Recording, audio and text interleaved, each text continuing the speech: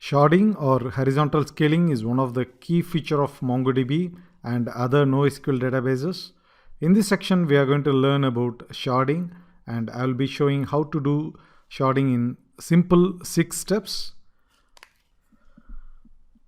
Though learning sharding may not be important for developers, personally I love it as it is interesting and very simple to do. Sharding architecture is very simple. You can easily understand from this diagram.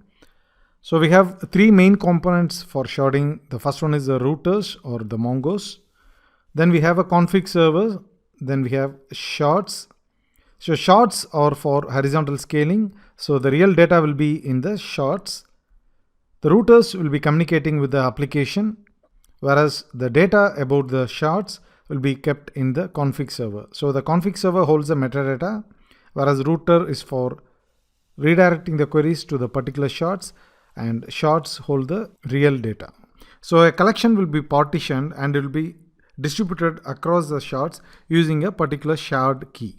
So we have shard key for partitioning a particular collection and distributing across the shards. So these are the simple 6 steps we'll be seeing in the course to demonstrate about sharding. Prior seeing the demonstration, let me take you to the MongoDB documentation page for sharding. Sharding is clearly explained here. As I mentioned earlier, we have 3 main components: shard, Mongos, and the config servers. So router will redirect the requests to the shards and it will be using the config servers for that. As I mentioned, shard keys will be used for distributing the data. We'll be using the test architecture, which is given under this title, Shared Cluster Test Architecture, under MongoDB documentation. So I'll be using 1 config server, at least 1 shard server. We'll be using 3 shard servers in our case. But for the test architecture, we need 1 config server, 1 or more shards, and 1 router.